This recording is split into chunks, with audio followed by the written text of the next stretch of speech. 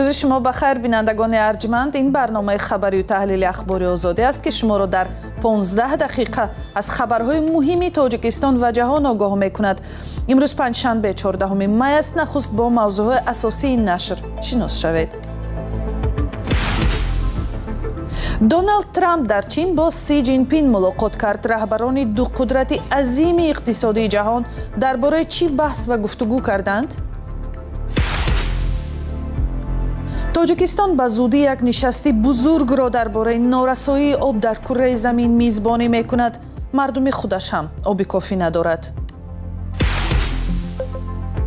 مقامات تاجیکستان اعتراف کردند که هرچند میکوشند رشوه‌خواری و یا کروپسیا کم شود، اما در بعضی وزارت و اداره ها احوال بدتر شده است. سی جین پین پرزیدنت چین در آغاز ملاقاتش با رهبر ایالات متحده آمریکا دونالد ترامپ از پیشرفت در مذاکره‌های تجارتی ستایش کرد، ولی هشدار داد که اختلاف‌ها بر سر تایوان می‌تواند دو جانب را به سمت خطرناک برد. ملاقات رهبران دو قدرت جهانی صبح 14 می در پکین صورت گرفت و جزئیات در گزارش خبرگزاری ریترز است که همکارم مولا رجب یوسفی تقدیم می‌کند. صبح 14 می در پکین پرزیدنتان ایالات متحده آمریکا و چین دونالد ترامپ و سی جین پین دیدار و گفتگو کردند. به پیشواز ترامپ مراسم با شکوه با اشتراک نظامیان صف بسته و کودکان پرچم بردار دو کشور تشکیل شد. ملاقات دو رهبر با نمایش نیت همکاری‌های نیک آغاز گردید. مناسبت‌های باثبات چین و آمریکا به نفع تمام جهان است. وقتی ما همکاری می‌کنیم هر دو جانب منفعت می‌بینند.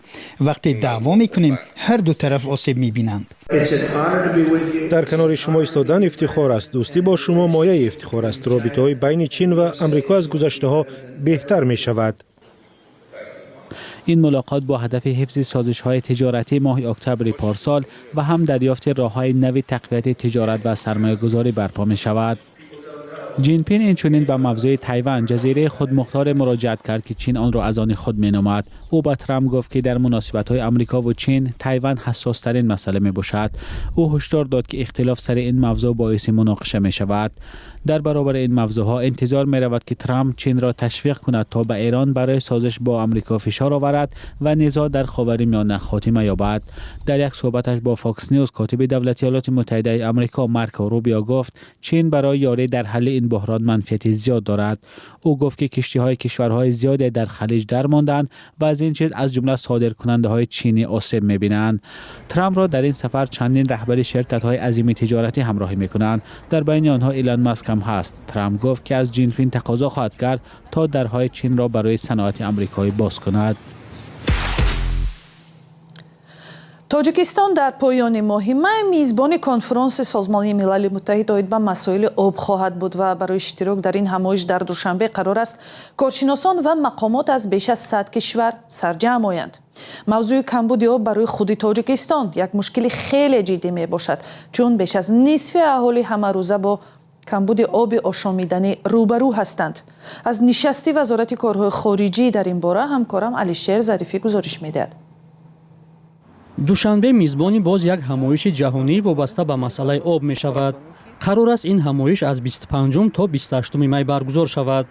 نمایندگان وزارت کارهای خارجی تاجیکستان روز 14 می در یک نشست خبری برنامه کنفرانس 4 آب دوشنبه را شرح دادند.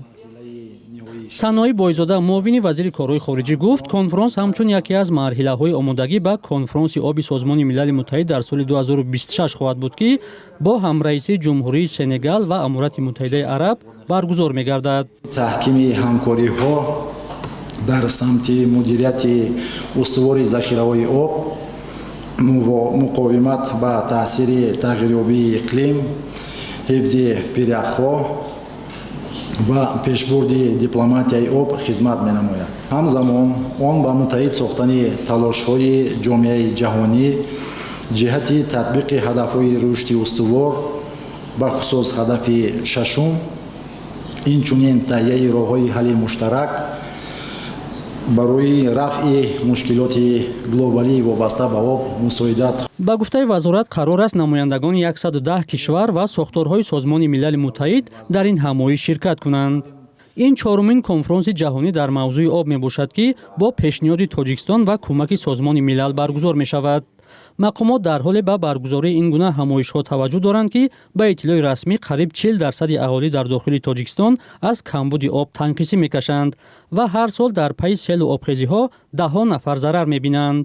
мунтақидон бар инанд, ки чунин ҳамоишҳо бештар хислати таблиғотӣ доранд то амалӣ ва ҳадафи асосияшон баланд бурдани эътибори Тоҷикистон дар арсаи байнулмилалӣ аст.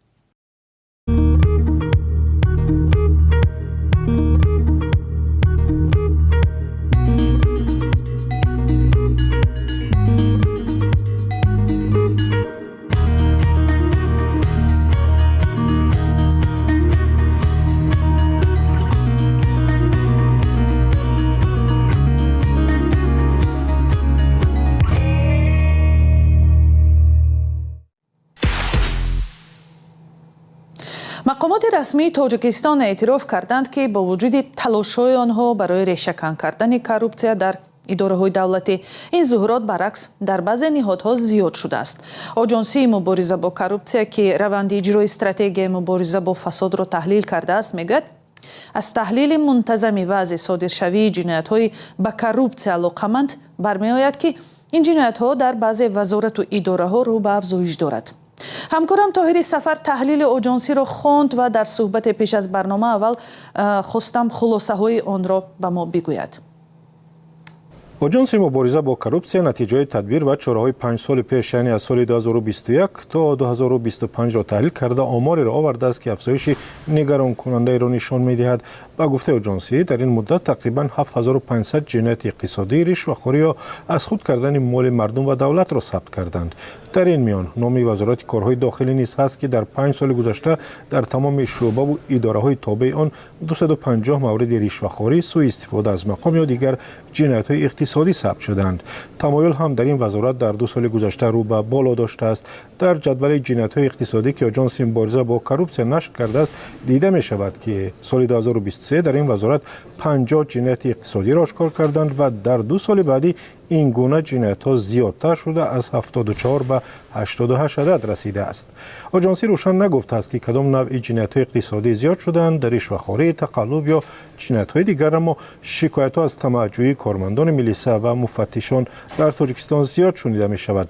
худи ҳамин оҷонсӣ моҳи августи соли гузашта гуфт, ки парвандаи ҷиноии як афсари милиса ва ҳамкорони ӯро ба додгоҳ фиристодааст, ки ба ришвахӯрӣ ва сӯистифода аз мансаб гумонбар мешаванд. аз ин афсари милиса Ҷалолиддин Нурматов ном бурданд, ки ба гуфтаи оҷонсӣ ҳангоми кор дар шӯъбаи умури дохилии ноҳияи Масҷо бо чанде аз ҳамкорони дигараш ба ҷои расидагӣ ба мушкили мардум ва корафтодагон аз онҳо пул мегирифтанд ё парванда ҳам боз намекарданд. вазорати дигаре, ки дар он бино ба гуфтаи оҷонси мубориза бо коррупсия ҷиноятҳои иқтисодӣ бу ришвахӯрӣ зиёд будааст, вазорати тандурустӣ ва ҳифзи иҷтимоӣ аст, ки дар соли гузашта дар он 159 мавриди пулситонӣ ё ришвабу дуздии пули давлатро ошкор карданд. соли гузашта дар кумитаи амнияти миллӣ 14 ҷинояти иқтисодӣ ва дар додистонӣ 4 дар додгоҳҳои кишвар 15 ҷинояти иқтисодӣ ё ҳамон фасоду ришвахӯрӣ сабт шудааст. ягона вазорате, ки ба гуфтаи оҷонси мубориза бо коррупсия дар 4 соли гузашта ба фасоду ришва олуда набуд, вазорати умури хориҷии Тоҷикистон будааст, ки дар ҳеҷ як ниҳоди он ҷинояти иқтисодӣ ошкор накарданд. ва аз ҳамкорам пурсидам, ки оҷонсӣ барои решакан кардани ришвахӯриву фасод дар идораҳои давлатӣ дар ин гузоришаш чӣ пешниҳоде кардааст? воқеан дар гузориши идораи мубориза бо коррупсия таъкид шудааст, ки ришвахӯрӣ ва фасод як монеи асосии рушди иқтисодӣ ва иҷтимоии Тоҷикистон боқӣ мемонад. яке аз пешниҳодҳо гузариши хизматрасониҳои давлатӣ ба шеваи онлайнӣ аст. мақомот гуфтанд, ки содагардонии расмиёт аз роҳи онлайн ва дур кардани робитаи мустақими кормандони давлат бо мардум, масалан дар соҳаҳои андоз, гумрук ва тақсими замин, коррупсияро ба таври назаррас дар ин самт коҳиш додааст. ба ибораи дигар, агар хадамоти давлатӣ бештар онлайн бошад, одам пеши корманде намеравад ва барои иҷрои кораш ҳам ба касе ҳаққи хидмат ё чойпулӣ намедиҳад. аксари сокинони Тоҷикистон чойпулӣ ё додани андаке пул ба кормандони идораҳои давлатиро نه رشوه بلکه پاداش خدمت و یک معامله بی‌ضرر بین دو طرف می‌دانند. آژانس مبارزه با کروپسیا از جمله پیشنهاد کرده است که مزد کارمندان دولتی بالا برده شود تا مجبور به گرفتن رشوه نباشند و تمجوع هم نکنند. پیشنهاد دیگر جلب خود مردم به مبارزه با ضد کروپسیا است، زیرا با گفته اداره مبارزه با کروپسیا در صورت واقف بودن از حقوق خود و بلند برداشتن سطح دانش اهالی میتوان با این ظهورات نامطلوب مبارزه برد. این زمان یک تحقیق در سال گذشته نشان داده است که بیشتر از 86% پرسیده شدگان در تاجیکستان بعد از دچار آمدن به رشوه‌خواری به جای مراجعت هم نمی‌کردند، زیرا به مقامات حفظ حقوق باور نداشتند و به این اندیشه بودند که مراجعتشان هیچ نتیجه نمی‌دهد و فقط تلف کردن وقت است. ҳамкорам тоҳири сафар дар бораи талошҳои тоҷикистон дар роҳи мубориза бо ришвахӯриву фасод ва ҳам натиҷаҳои он суҳбат мекард. гузориши муфассал дар ин бора дар вебсайти озодӣ.орг аст. طبق گزارش بنیاد اطفال سازمان ملل متحد یا خود یونیسف که روز سه‌شنبه نشر شد، از اول سال 2025 در کناره غربی رود اردن و بیت المقدس شرقی تقریبا هر هفته یک کودک به هلاکت رسیده است. با گزارش این سازمان بیش از 90% آنها از تیر نیروهای اسرائیلی کشته و بیش از 800 نفر مجروح شدند. شهلوی عبدالله گزارش می‌دهد. مراسم دفن افز نعسان 14 ساله در کناره غربی رود اردن که اسرائیل اشغال کرده است. یونیسف اعلام کرد که از اول سال گذشته در این منطقه و بیت المقدس شرقی دست کم 70 کودک کشته شدند. کودکان نرخ گران اوج گرفتن عملیات نظامی و حمله شهرک نشین‌ها در کناره غربی رود اردن از جمله در بیت المقدس شرقی را می‌پردازند. At least one Palestinian child has been killed on average every single week. جیمز هیلدر سخنگوی یونیسف گفت 93% کودکان را نیروهای اسرائیلی کشتند که علامت تمایل جنایتی است. با گفته او بقیه قربانی حمله‌های شهرک نشین‌ها، اسلحه ناترکیده یا ضربه‌های تصادفی نیروهای فلسطینی بودند. ارتش اسرائیل به درخواست ریترز برای اظهار نظر پاسخ نداده است. ما می‌بینیم که حمله ها هماهنگ‌تر می‌شوند. موردهای ثبت شده، تیراندازی، کارد زدن، لتوکو و استفاده گاز اشک‌آور ضد کودکان را در بر می‌گیرند. این حادثه‌های جداگانه نیستند. آنها به یک تمایل دائمی به نقض دهشتناک حقوق کودکان، اینچنین حمله‌ها به یتیمخانه‌ها، مکتب‌ها و آبانبارهای آنها اشاره می‌کنند. سازمان‌های حقوق بشر گزارش می‌دهند که از سال 2023 خشونت علیه فلسطینی‌ها از جانب شهرک نشین‌ها و سربازان اسرائیلی دیگر باره افزایش یافته است. سازمان ملل متحد و اکثر کشورها شهرک‌های اسرائیلی در مناطق اشغالی در جنگ سال 1967 را غیر قانونی می‌دانند. اسرائیل این را قبول ندارد. این زمان حکومت بنیامین نتانیاهو نخست وزیر اسرائیل که مخالف تشکیل دولت فلسطین است، ساختمان شهرک ها را سرعت بخشیده است.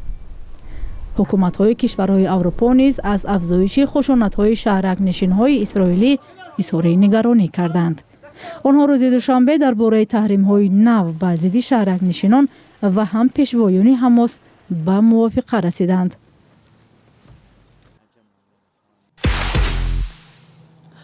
و یک خبر دیگر، دومای دولتی روسیه در خوانش اول طرح قانونی را قبول کرد که بهانه‌های از کشور راندن خارجی ها را یا مهاجران را بیشتر میکند. همکنون برای اشتراک در همایش و راهپیمایی های بی اجازه، تنقید ارتش، دعوت به تحریم و هم اوباشی